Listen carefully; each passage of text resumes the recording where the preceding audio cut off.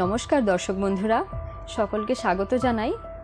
প্রথমে শতকোটি প্রণাম জানাই মহাশক্তি রূপিণী শ্রী শ্রী শারদা মায়ের চরণ যুগলে। আজ আমাদের উপস্থাপনা শ্রী শ্রী মা ও তার আদর্শ জীবন সম্বন্ধে। শ্রী শ্রী মা সাধারণ মানুষের মতোই জীবনযাপন করে গেছেন, কিন্তু তার ভেতর ছিল একটা অসাধারণ মাধুর্য। মায়ের বিশেষত্ব ছিল তার মাতৃভাব। তার কাছে যারাই গেছেন তারাই তার ভালোবাসায় মুগ্ধ হয়েছেন। তার কাছে যারা ধর্মলাভের জন্য এবং উপদেশ লাভের জন্য থাকতেন, শুধু তারাই নন, যারা তার দেশের বাড়িতে মজুরের কাজ করত, বাড়ির কাজকর্ম করত ও ক্ষেতের কাজ করত, তারাও মায়ের এই ভালোবাসায় মুগ্ধ হয়েছিল। মায়ের শরীর যাবার বহু বছর পরও তারা মায়ের বাড়িতে মাঝে মাঝে যাওয়া আসা করত। তাদের যদি জিজ্ঞাসা করা হতো, তোমরা এখনও এরকম আসো কেন, তাহলে বলতো, মায়ের ভালোবাসা ভুলতে পারছি না। এখনও মায়ের কথা উঠলেই তাদের চোখে জল আসে। এতেই বোঝা যাচ্ছে মায়ের প্রতি তাদের এখনও কি টান।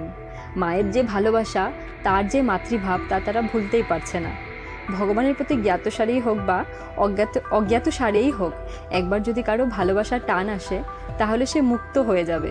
মায়ের প্রতি ভালোবাসার জন্য এই সব ব্যক্তিরাও যে মুক্ত হয়ে যাবে, তাতে কোনো সন্দেহ নেই। আমাদের এই সঙ্গে মায়ের দান অপরিসীম। মা না থাকলে ঠাকুরের সন্ন্যাসী শিষ্যগণ সঙ্গবদ্ধ হয়ে একত্র থাকতেন কিনা সন্দেহ। হয়তো তারা বাইরে গিয়ে তপস্যায় সারা জীবন কাটাতেন। মায়ের ভালোবাসা তাদের সঙ্গবদ্ধ করে রেখেছিল। তাছাড়া মা যখন গয়া গিয়েছিলেন, বোধগয়ায় মঠ দেখে ঠাকুরের কাছে প্রার্থনা করেছিলেন যেন তার ছেলেদেরও এই রকম একটি মঠ হয়, যেখানে তারা একসঙ্গে থাকতে পারে। আজ এই যে মঠ মিশন দেখছেন, এসবই মায়ের সেই প্রার্থনারই ফল।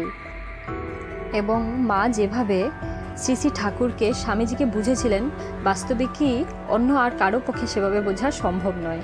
তাকে দেখে সাধারণ গ্রাম্য মহিলা বলে মনে হলেও সব কিছু বোঝার ক্ষমতা ছিল তার অপূর্ব। স্বামীজি যখন পাশ্চাত্য থেকে ফিরে এসে সাধুদের দ্বারা সেবা কার্যের প্রবর্তন করলেন, তখন অনেকেরই, তার গুরু ভাইদের ভেতরেও অনেকেরই মনে হয়েছিল এটা পাশ্চাত্যের ভাব, ঠাকুরের ভাব নয়। অবশ্য তার গুরু ভাইরা স্বামীজির ভাবই গ্রহণ করলেন, কিন্তু কথাটা রয়ে গেল। মাস্টার মশাইও এই ভাব পোষণ করতেন। মাস্টার মশাইয়ের কথা শুনে এই নিয়ে উদ্বোধনের কোনো সাধু ব্রহ্মচারীর ভেতরেও সন্দেহ হলো। তখন তারা মাকে গিয়ে জিজ্ঞেস করলেন। মা বললেন, মাস্টার যা বলে বলুক, নরেন যা করছে সেইটাই ঠাকুরের ভাব। তখন তারা জিজ্ঞেস করলেন, এই যে উদ্বোধন পত্রিকা প্রকাশ করা হচ্ছে, বই ছাপা হচ্ছে, এসবই কি ঠাকুরের কাজ? মা উত্তর দিলেন, হ্যাঁ, সবই ঠাকুরের কাজ। এই বলে তিনি এক কথায় স্বামীজির আত্মানং মোক্ষার্থং জগদ্ধিতায় চ মূলমন্ত্রটির সমর্থন করলেন। মা যখন কাশী যান, সেবাশ্রমের নিকটে একটি বাড়িতে থাকতেন। একদিন সেবাশ্রম দেখতে যান, ফিরে এসে বলেছিলেন, হাসপাতাল দেখে এলাম, দেখলাম ঠাকুর ওখানে বিরাজমান, সর্বত্রই ঠাকুর। সেবাশ্রম দেখে এসে মা সেবাশ্রমের জন্য 10 টাকার একখানি নোট পাঠিয়ে দিয়েছিলেন। সে নোটখানি আজও রক্ষিত আছে। এভাবে সংঘের বহু প্রশ্নের মীমাংসা মা করে দিয়েছেন। এই জগতের জন্য মা কি দিয়ে গেলেন?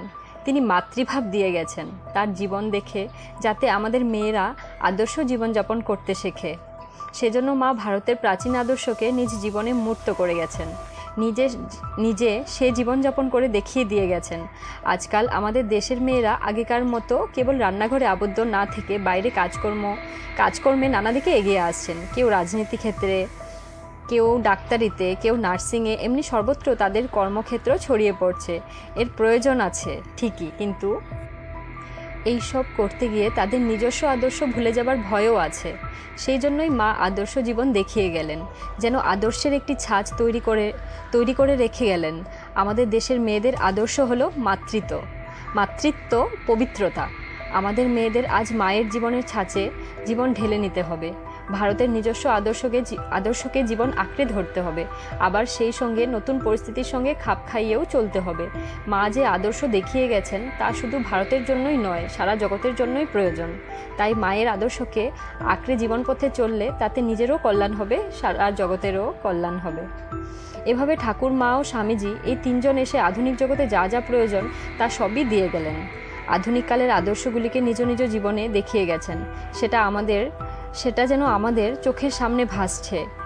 তাদের ভাব, তাদের আদর্শ অবলম্বন করে একটা নতুন যুগ প্রবর্তিত হবে, নতুন একটা সভ্যতা গড়ে উঠবে। কাজ শুরু হয়েছে, ধীরে ধীরে সব হবে। স্বামীজি বলেছেন, ঠাকুরের এই আদর্শ সারা জগৎকে নিতেই হবে। তো বন্ধুরা, আমাদের এই ভিডিওটি যদি আপনাদের ভালো লেগে থাকে একটা লাইক করবেন, এবং আপনারা যদি আমাদের এই চ্যানেলে নতুন হয়ে থাকেন তাহলে চ্যানেলটি সাবস্ক্রাইব করে পাশে থাকার অনুরোধ রইল আপনাদের সকলকে। নমস্কার আপনাদের সকলকেই।